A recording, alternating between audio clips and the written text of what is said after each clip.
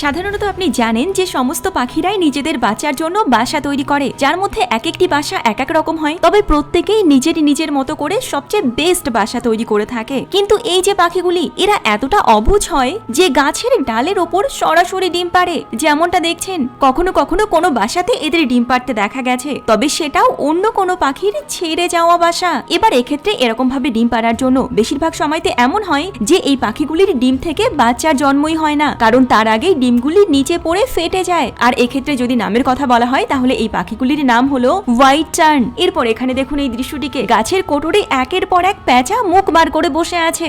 এক্ষেত্রে যদি আপনাকে বলা হয় এটা কোনো আসল দৃশ্য নয়, তাহলে কি আপনি বিশ্বাস করবেন? আসলে গাছের ওপরে একজন আর্টিস্ট এরকম আর্ট তৈরি করে রেখেছেন, যে আর্ট এতটা রিয়েলিস্টিক যে দূর থেকে দেখে বোঝাই যাবে না যে এটা আসল নয়, সম্পূর্ণভাবে আর্ট। তবে যদি এক্ষেত্রে আসলের কথা বলা হয় তাহলে দেখুন এখানে, এটি সম্পূর্ণ আসল দৃশ্য। সত্যি এই প্যাঁচাগুলি এরকম ভাবে বসে আছে আর সকলকে দেখছে অত্যন্ত কিউট ভাবে।